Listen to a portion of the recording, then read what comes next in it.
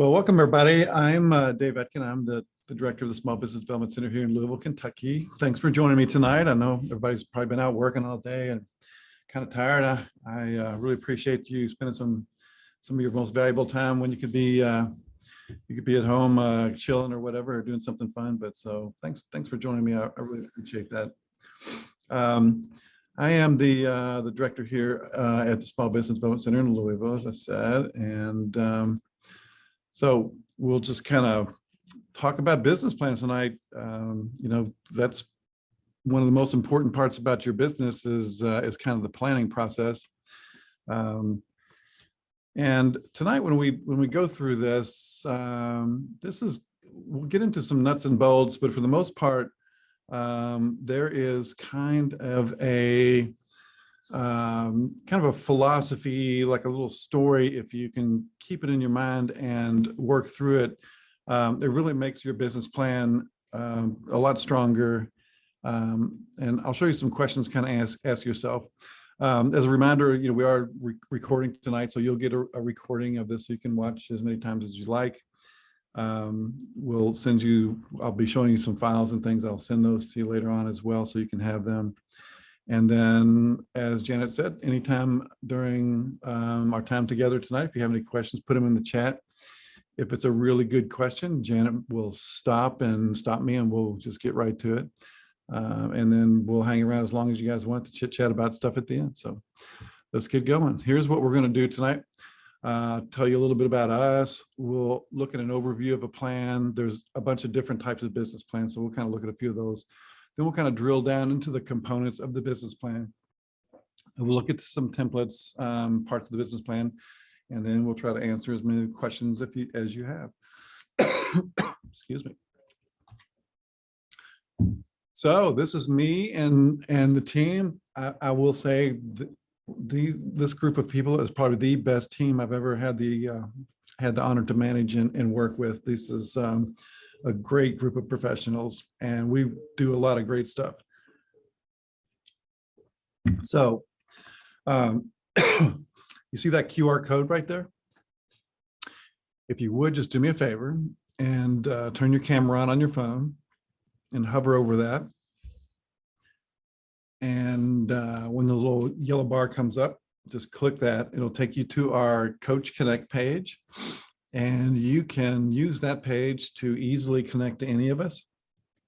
You can schedule a Zoom meeting with us right there. You can see our calendars and just pick a time to talk to us if you want. You can call us, or you can shoot us an email, whatever you need. We're there to kind of help you out. We're really good about business planning, putting together business plans. We're really great about finding money for your business. We do this all the time. We are one of the top producers in the country as far as finding funding. We don't actually make loans, but we can help you put your loan package together. We can help you include your business plan. We know all the documents you need. We know most of the lenders around, most of the lenders in the country that like certain types of deals. We can kind of introduce you to the right ones.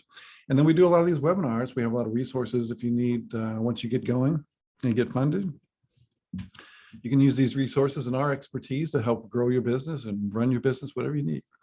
So here's a group of really great people that are willing to help you. We have Anne on the left. She has a lot of restaurant experience. She's great with organizational issues. She's good with HR. Rhonda is an ex-banker, really good at putting business plans together and getting things funded. That's me in the back there. Janet, we've also met, and Tony. She's been with us for a long time. She's left us, but she's coming back a little bit part-time, but she is one of the best business plan writers I have ever met. She is a great professional, and if you get to work with any of these folks, I know they'll help you. So just take a second, if you haven't already done so, just take your phone out, hover over your screen, and get that QR code, go to our Coach Connect page. And don't do all this alone. We'd be happy to help you. Just click on that and reach out to us. We're there for you. So let's talk about the business plan overview. And this is not a table of contents.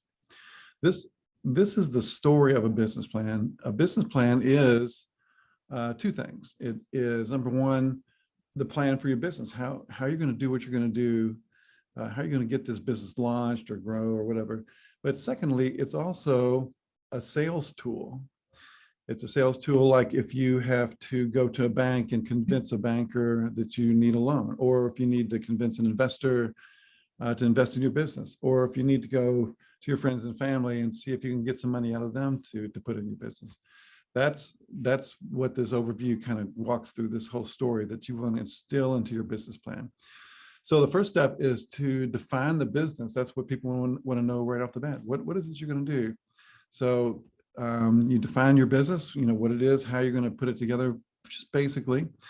Then you explain the opportunity, why this is a good time to do what you're going to do, how you're going to beat the competitors, why this is a great idea.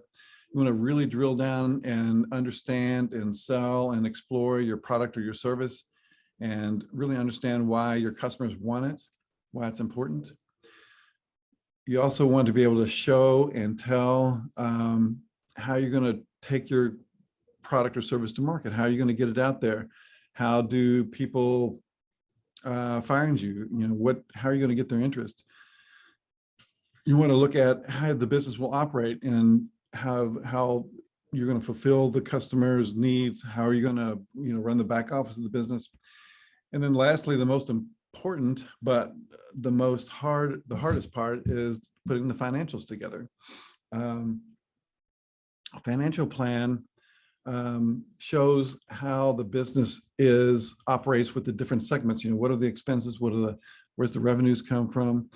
This is very difficult if you don't do this. Luckily for you guys, you can reach out to us. We have some really, really robust financial modeling tools.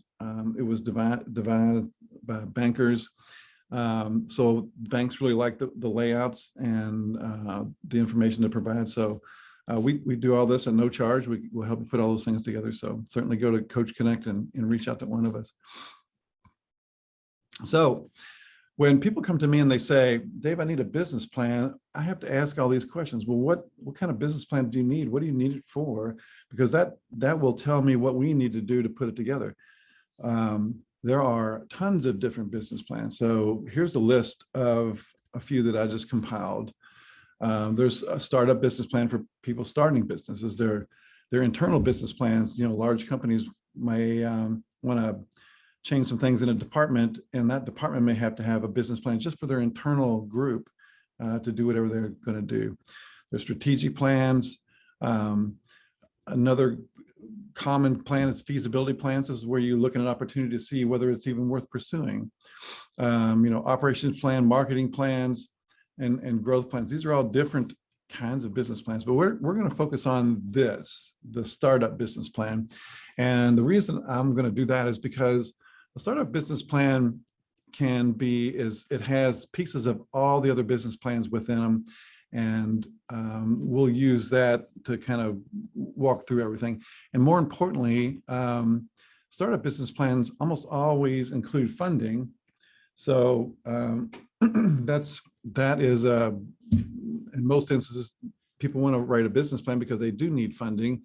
And even if you're going to do at the very bottom a growth plan, growing a business always includes money. Increasing sales costs money.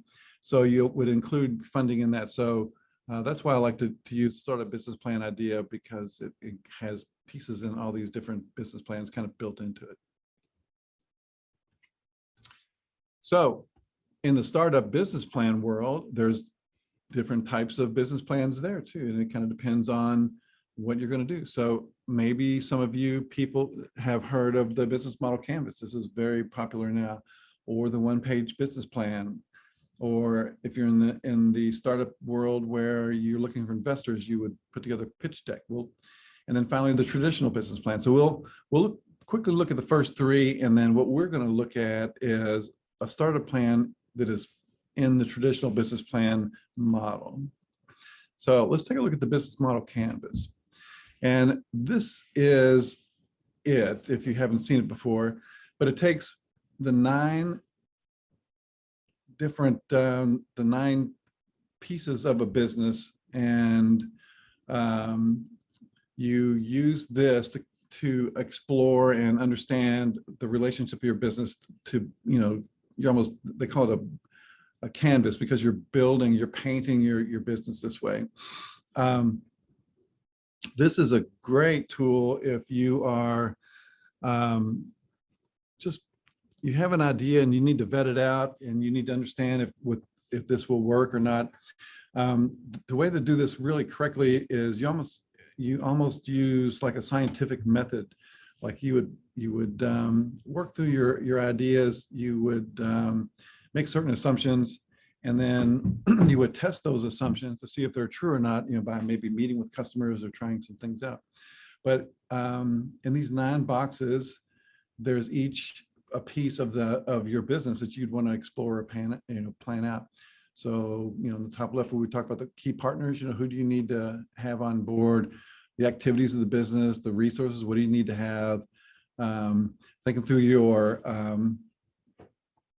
product or service, what are your value propositions, why your customers would want to use your product or service, how you relate everything to your customers, the different marketing channels or the way you communicate with your customers, the different types of customers and customer segments. And then the bottom is kind of the financial part of it. What is our cost structure? What expenses do we have? And where does the money come in?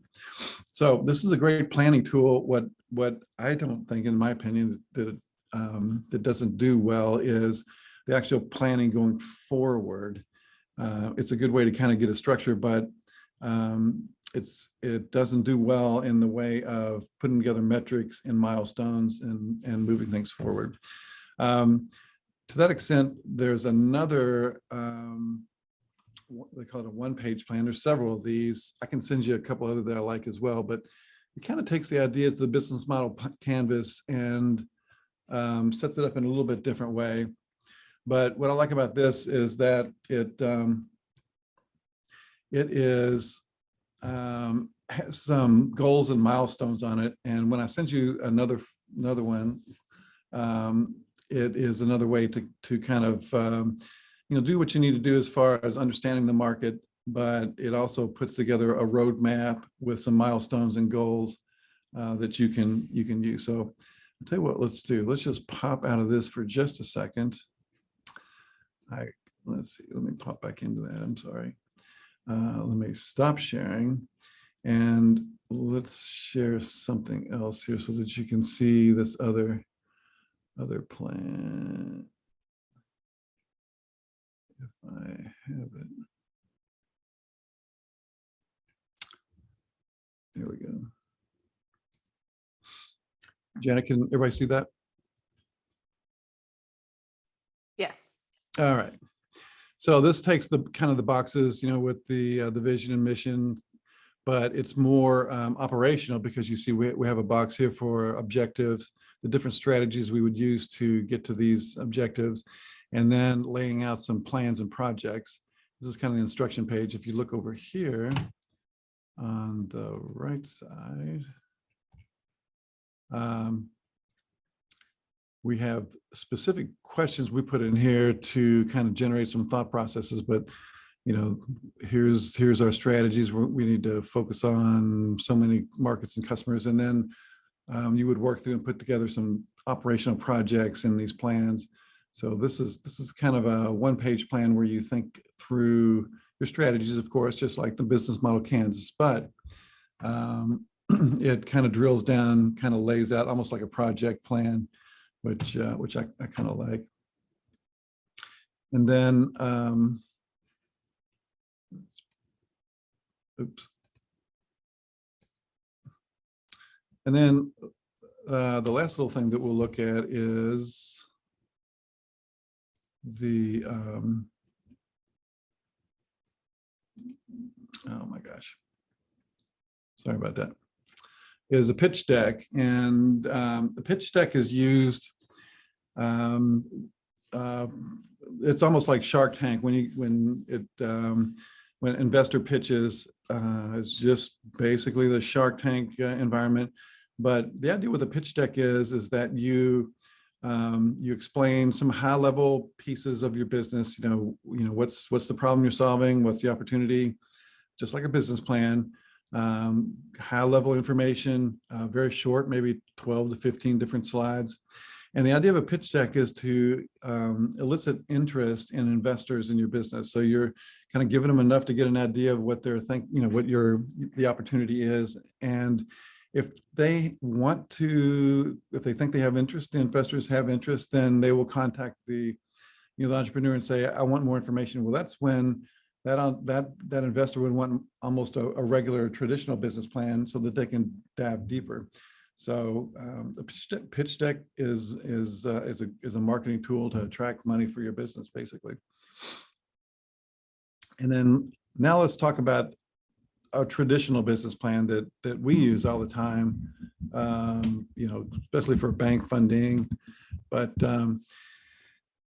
it has 5 parts. It has the executive summary, what we call the summary of the business. And that is a big section because it has a lot of things in it. The marketing plan, the management plan, and the financial plan. So this is the business plan, but if you think about it, there are smaller plans within the big plan. So these are, the different parts of your operation and how you plan them, those pieces out and within this business plan.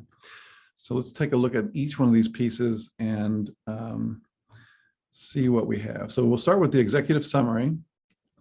And the executive summary is that it is a 1-page, maybe 2 at the most, but I like to keep it at 1, where you summarize everything that you're in the rest of the business plan. And so an investor or banker, when you hand them their business plan, this is what they'll do generally. They'll open up the front page, they'll skim this executive summary. They will, be able to use that to kind of get a sense for what's going on. If it's a banker, he will skip everything else you've done and flip all the way back to the financials after he looks at the executive summary. It doesn't mean he doesn't want to read all this stuff and you waste your time, but somebody that does this a lot and understands numbers will be able to understand, what you're telling them from the executive summary, and then they want to look at the numbers right after that. So you want to give them as much information as you can, as compact as you can in 1 page. So what I like to do, I can send you a form that I kind of took this from, but you almost put together a 1-page business plan as the executive summary. So, on the left of this little sheet here, we have all the information that someone would need to know. How many employees, when you start. This is an existing business looking for money, but just all the information there. And then on the right in the boxes about, what do we do? This is our, the elevator pitch is basically the summary of the business, the market, the problem, what they're going to try to solve, and their solution. And then at the bottom, we have just a quick snippet of some of the financial information that would be in the back in the financial section. So this is a great way. This is a great tool, great way to do your executive summary. But this is something you would do at the end. You wouldn't want to do this first because you wouldn't want to waste all this time and then summarize the plan that might have changed since you did your executive summary. The next section is the summary of business, which is one of the bigger sections. It'll have a bunch of subsections in it that really explains what's going on in your business, how things work. So let's look at a couple of these sections. The first thing you would want to put in your summary of business is what we call the statement of purpose. What are you trying to accomplish by this business plan? Are you trying to borrow money? Are you trying to raise investor dollars? Are you trying to restructure a business? Whatever it is, just lay it out there. What you're after.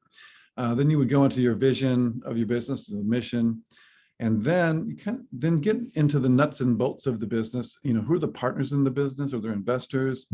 This is a section that is pretty important. I found that I see business plans that I've seen, oftentimes, if you're trying to raise money, especially from a bank, you're trying to do a really good job at selling your service and laying out your business and how great it is. And you really aren't clear on how much money you're trying to raise. So this is a good section to put in, if you have partners, how much money the partners are going to put in, and how much money do you expect to raise from investors, or how much money you expect to raise from a bank or whatever, but you want to just lay that out. a banker, an investor also wants to know what the legal structure of the business is. Is it set up as a regular C corporation or LLC, that sort of thing? Who owns what? Who, mentioned the partners, but you want in the legal structure who owns what percentage of the business, who's in control. If you have a physical location, explain all that, kind of dig into your products and services in depth, how they work. And so that is just the outline of just one little section. But what you're trying to do is explain the opportunity and why it will work. So it's really important that you define the problem you're going to solve in this section. And if you can answer these questions in this section when you're defining your products and your services, then you'll have a compelling business plan. And the biggest question is this a problem that people are willing to pay for? If someone came to me and said, I'd like to open a restaurant that serves meatloaf. My grandmother has a really great meatloaf recipe, and I think people will like it.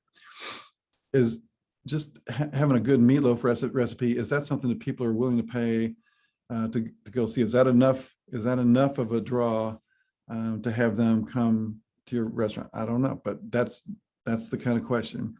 And if you can identify the problem, if you can really define the problems you're trying to solve, you can look at who has the problem. Is it people or companies? Because that's a different way of thinking of marketing.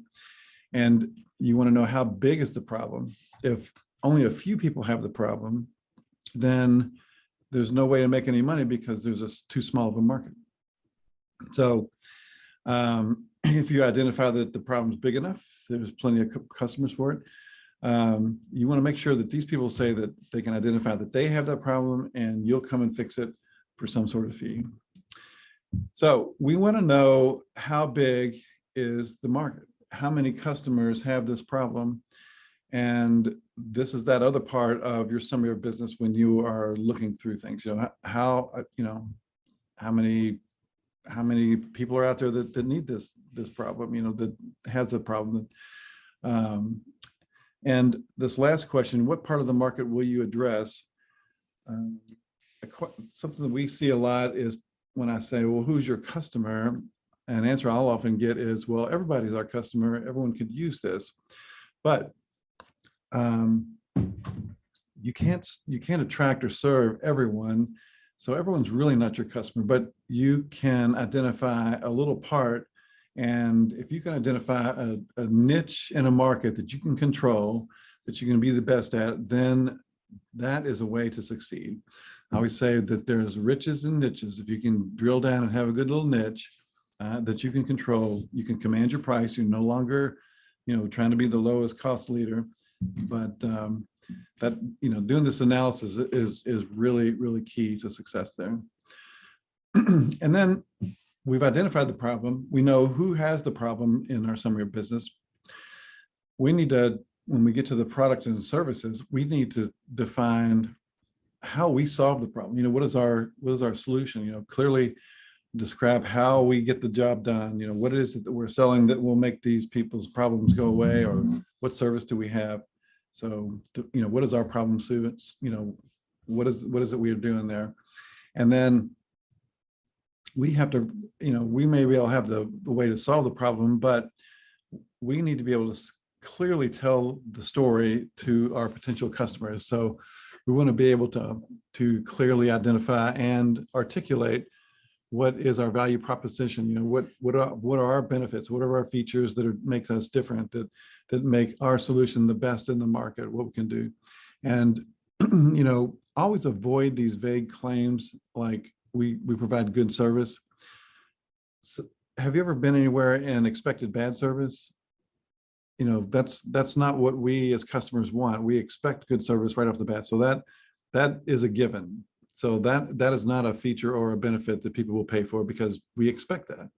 So really think through what it is that makes you different, what it is that you're selling that has benefits over and above your competitors or that people can find on their own.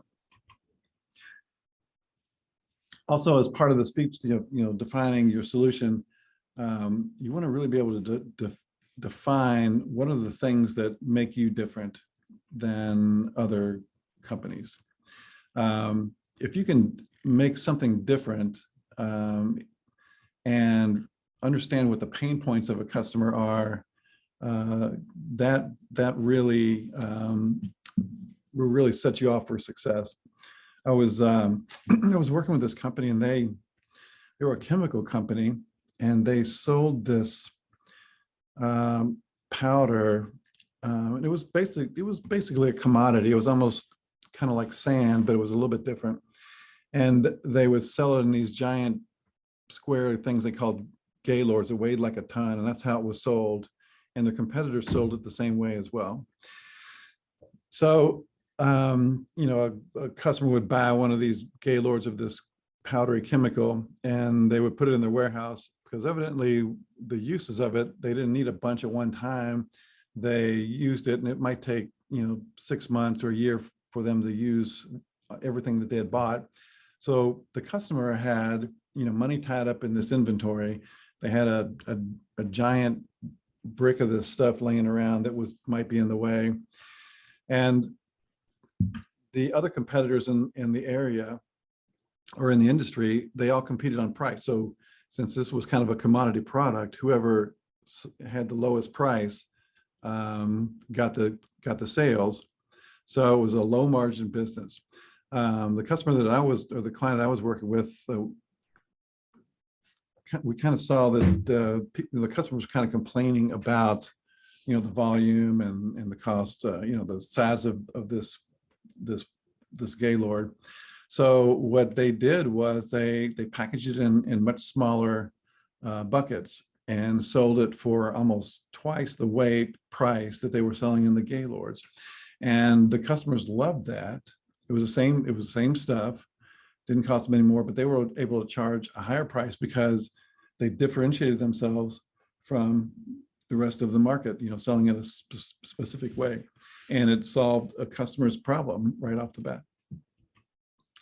The next piece of this is the marketing plan. And, when you explore your market, again, part of your market plan is looking at your target customers. If you can identify your customer, clearly who they are and what makes them unique, understand, how they get information, where they hang out, that is the basic kernel of a marketing plan. As part of your marketing plan, you want to explain and analyze the industry. Are there trends out there that are trending up or down? Can they hurt or help you? Is the market, is it growing or is it in decline? And even though the market might be in decline, you may think, well, I need to get into a fast growing market. In any market segment, there are strategies to succeed, even in the decline market, even an industry that's shrinking and declining. There are strategies to be successful and grow in that market.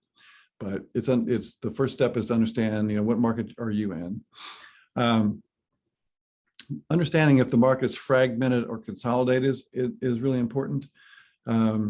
A fragmented market is easier to control and penetrate than a consolidated market. So if I wanted to launch a company to sell soft drinks, for example, that's dominated by a few giant players that really control the market. It would be hard for me to get a national penetration and a national knowing with that type of consolidation. But if I was going to open a plumbing shop, for example, there's no national players or consolidated players for the most part in the plumbing business. So I could probably compete on a small scale and succeed and do well. It's also important to understand when you analyze your industry is like who the players are, who makes the decisions. If I was to try to make sales to a large company, I don't want to try to talk to the CEO. He's really not the customer. So I would want to find out, is it head of HR or a purchasing clerk or those things. So And then we want to understand how we rank versus competitors, how we stack up. And this is a great way to help us look for differentiating factors in our products and services. If we look at our competitors, what's out there, we can look at ways to counteract what they're doing or come up with ideas to make our product or service better and help us stand out in the market. I know everyone has seen or probably done a SWOT analysis where you kind of look at the strengths, weaknesses, opportunity, and threats for a business. But I'm going to show you a little sheet that I'm going to send you because it kind of helps really drill down on you and your competitors. So I'm going to stop sharing here very quickly. And then I'm going to pop over here. There we go. Hoping everybody can see that. Make it slightly smaller. Yeah, it's good, Dave. Okay. So just like a SWOT analysis is kind of high level, you can use this to kind of drill down. So if you look on the left, I've put 6 different or 9 different attributes. You could put whatever you think, So in this example, these are the attributes that I think in this industry are important to the customers. So customer would make sure, yes, we have great quality. They like our good customer service. We have our technology is a little bit better. These are all things that I think that our customers would want. So what you would do is you would pick your competitors and list them up here. Then you would rank them, based on 1 to 10, 1 being very weak, 10 very strong. So the example here is quality. I'm, mediocre. I'm 5.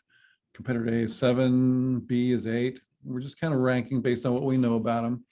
And this kind of totals up at the bottom. You can see the strength ratings here, and we'll use this to determine what is a stronger player. So if competitor A is the strongest player, that allows me to look and see where they shine and what I can do to either mimic that or kind of thwart it. Or let's say competitor C is really weak. I can maybe see are there weaknesses that I can exploit based on my analysis here. The second half of this analysis is what I've done here actually says that every one of these different attributes are equally important to a customer. And that might not be the case, and based on what you know about your customer base. So I've added, in this next lower analysis, I've added a weight. And a weight actually just prioritizes our attributes here. So you can use whatever number you want, but I used 1 to 10. So quality is super important. So I weighted that at 5. My reputation, not so much. The tech skill is really high. So what that does is it multiplies our analysis up front, up above there, and then kind of changes the outcome. So this is another way to kind of really drill down, look at how you stack up. And by just thinking through and doing this analysis, you will always come away with great ideas for your marketing plan. You'll come away with great strategies to move your business forward. So this is something that I recommend you do a lot.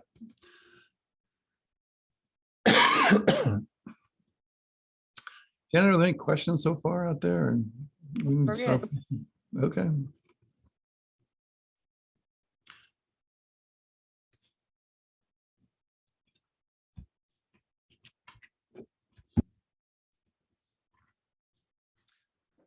Another thing to think through when you are thinking about your product and service is the threat of substitutes. And this is a part, I don't know if anybody has,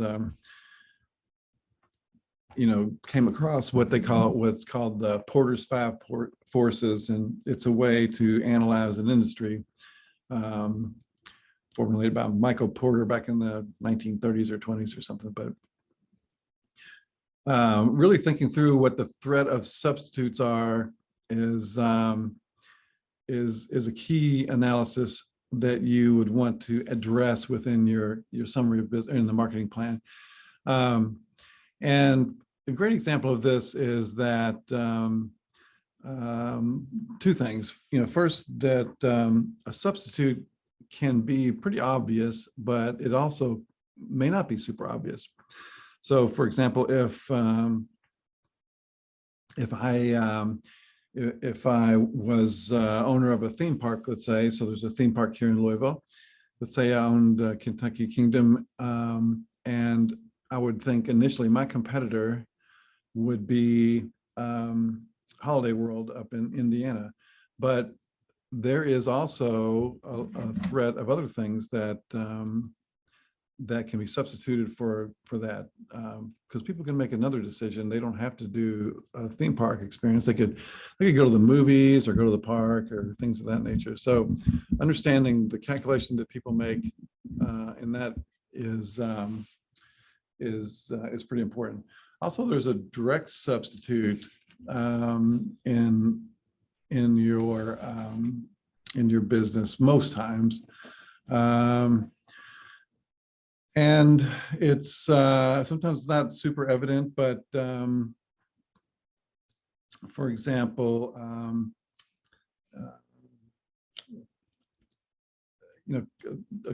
if I was selling carpet, there are other substitutes, other ways to cover my floor other than that. So trying to understand that and being able to articulate why whatever it is I have that's superior is pretty important. Also, in your marketing plan, you want to address how you price your product. There's a bunch of ways to do this.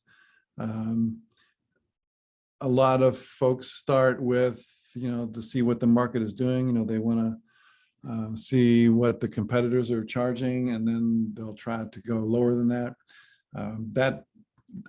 I usually think that's kind of a recipe for disaster. I mean, you need to understand, what the range of possibilities are in any market, from a pricing standpoint. But just pricing below your competitor is not a good strategy, because your expenses may be higher than your competitors. I mean, you might not be able to afford that price. So it's more important to understand what you need to charge for your business, how you make money as part of your marketing plan. And then charge accordingly for that.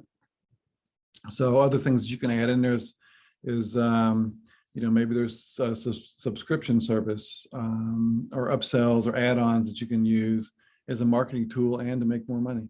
I know whenever you go to a lot of stores, no matter what you buy, they're going to ask whether you want an extended warranty. That's an upsell. So that's what you want to explain and understand how you price your product and why that's the right price and why that business model works with that pricing. And then lastly, in your marketing plan, you want to really lay out your go-to-market strategy. So the first question is, how are you going to reach your customer? And oftentimes when I ask people that question that I'm working with for a business plan, they'll say, well, we're going to use social media or Facebook ads.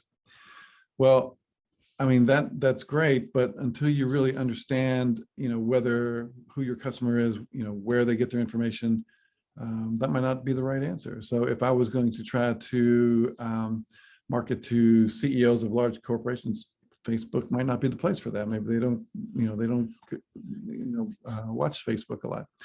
So really kind of understanding once you know where your customer is, where they get their information, then please list out and figure out a strategy, how to reach that customer, how they get their information, talk to them that way, build up a relationship, and then understand all these interactions with your customer, with these marketing channels. Most of them have a cost involved. So understanding that cost structure, how much it costs you to get a customer, is really key and needs to be laid out in your marketing plan. And then we move into the management plan. So management plan is just that. Who's gonna run the show? We've seen organizational charts. That's basically what we're talking about here. So who's in charge? Who reports to who? You know, there may be several owners, but that doesn't mean everybody has an equal say. Maybe there's a general partner that that runs the show, the rest are silent investors. So you have to understand and lay this out in the beginning. You don't want to jump in and not have this figured out. That's really a recipe for disaster, especially if there's more than one person involved in your business. If you're going to hire employees or use independent contractors, figure that out as well. This is where you would plan this out and kind of lay it out in your plan. If you need several employees, it's important to figure this out before you launch, and don't get into the trap of hiring on the fly to solve a problem. So as you plan your business and put your personnel plan together, make sure you understand positions and what they do. I like to do a kind of a thought experiment where I picture myself as a customer coming to my new business, and I think through the different steps as a customer I would have to interface with my company and get my product or service, you know, get my problem solved. And you know, as that journey, you know, I need, as a customer, I would say, I need this part, I need something done. I would think through, well, how would that my company do that? And that helps me understand the personnel structure, how many people need to be in different functions. So that will help you to kind of put this all together, and it leads right into the cost structure. You know, how much your expense will have to pay for you know, your employees. If you are planning on using independent contractors, I mean, that's a great way to kind of minimize your expenses and keep your costs down. Just get rid of them on a whim, but make sure that you're you know, you're treating them as independent contractors, not as employees. It's you know, the IRS has a test. If you go to irs.gov, there's a PDF that you can download.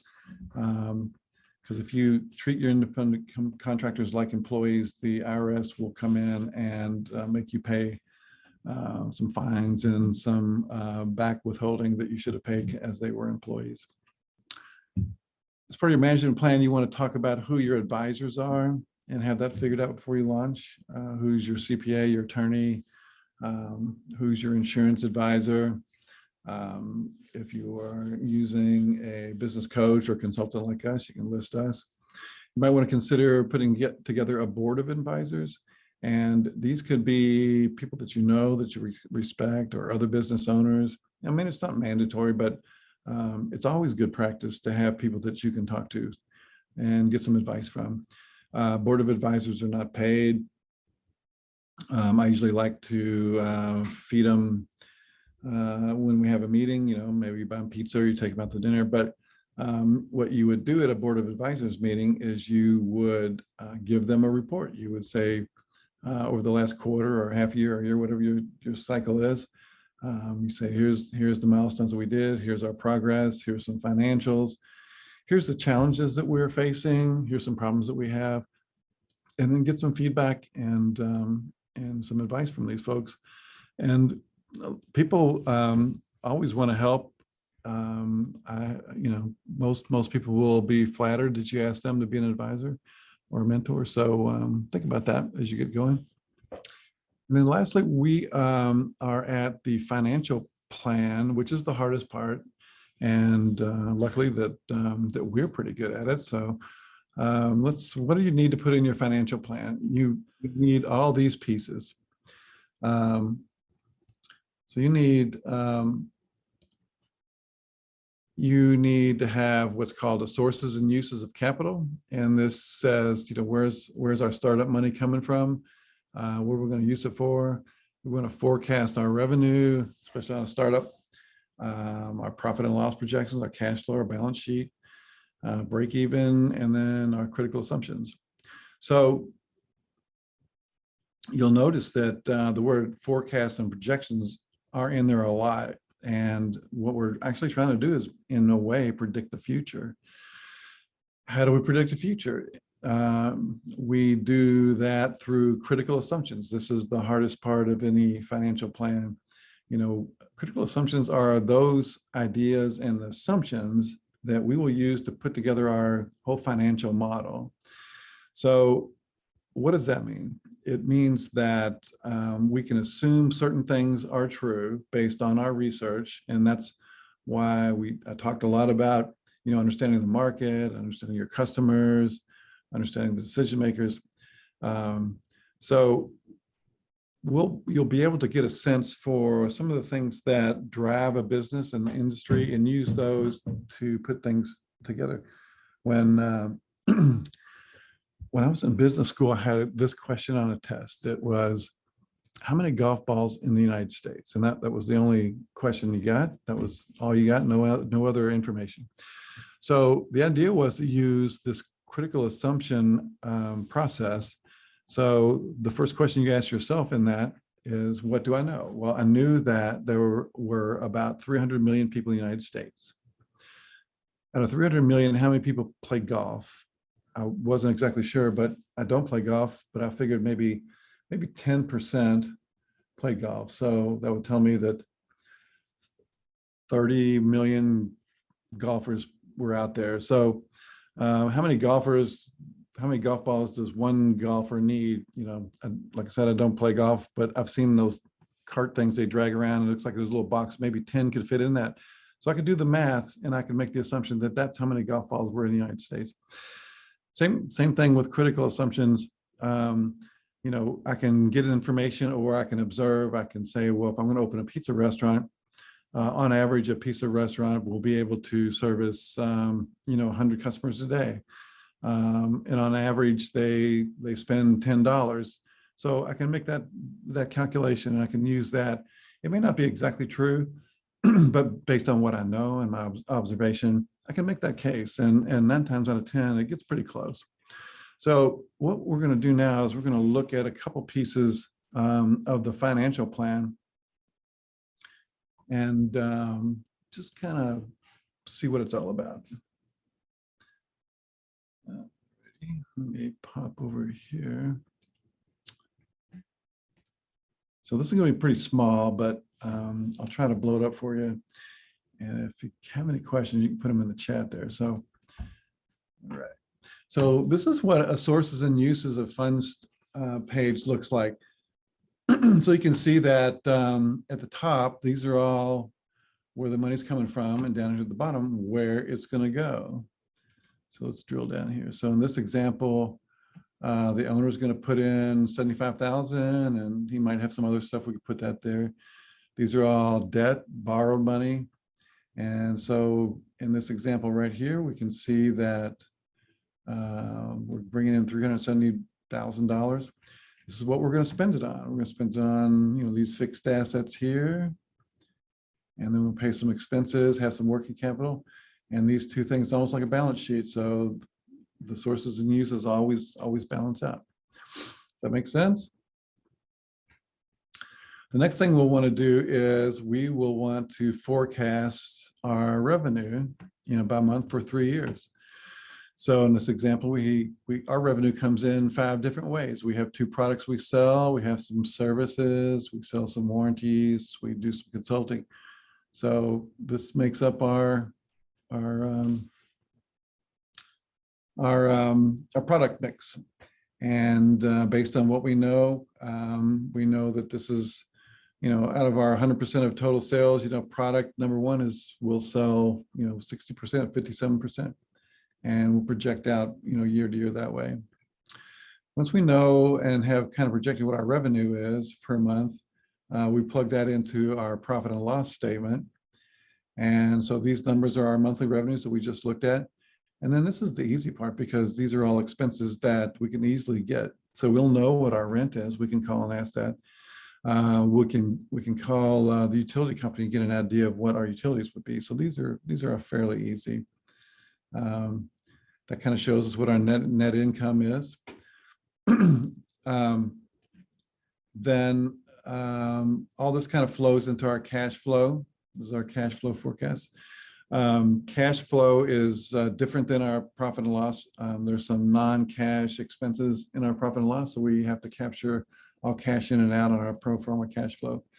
What we want to do is make sure that, that our cash balance is increasing or staying steady, that we're not negative, we're not burning cash. That's what this statement does. We'll do a pro forma balance sheet. This shows the things that the company owns, the assets here at the top, and all the ways we got those assets, either through liabilities or our investment. You know, these are all things that a banker or an investor would want to see. They want to see this analysis, so that's why we have to do them this way. Then we put those three things together. Those are all for 1 year, and now we're going to project it out for 3 years. So we have our summary statements here. There's a profit and loss. There's our summary cash flow and our summary balance sheet. So we're not really digging into the numbers here. I'm just kind of showing you the forms.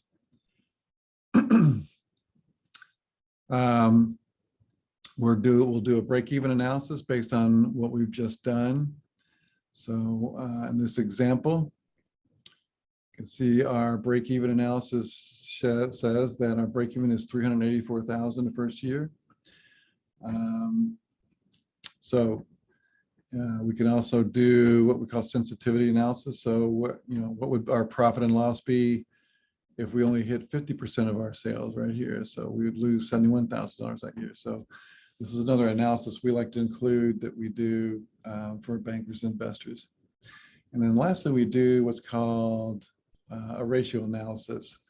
And what's important about this one, and why I like to give it to bankers especially, is because this is a calculation that any banker will do when they're looking at your deal. And what they're after is this debt coverage ratio. This is how they test the strength or the weakness of your business plan from a financial standpoint. So in this example, you can see the 6.3 here, 6.53. If I was to translate that into English from ratio speak, and I do speak ratio, this tells me that for every dollar of debt this business has, it has $6.53 to pay that debt. So a banker will know that there's ample cash in this business, ample cash flow and activity to always pay the monthly obligations on this debt. A banker will want to see a number about 1.25 as the lowest. In some instances, they might go lower, but that's pretty much the benchmark. 1.25 to 1.35 is where, and above, is where they'd like to see. So those are the financial parts of the business plan. And again, that is super hard. But like I said, we'll be happy to help you with that. We do that all the time. And let me pop this back on here again. And then that's about it. So there's that QR code again. If you'd like to connect with one of us, I think any of us can help you. Go to the Coach Connect, use that QR code to connect with us, and we'll be very happy to help you out, and hopefully we'll get to meet. Janet, any questions out there? Comments? No questions, Dave. And just a reminder that we did record today's event, and we'll share that with a lot of other pieces that Dave has gone over tonight, including this slides, and we'll include that link as well. So we'll give you everything tomorrow. We'll trim out today's recording and send that to you. Yeah. Well, gosh, I'm really disappointed. No questions. I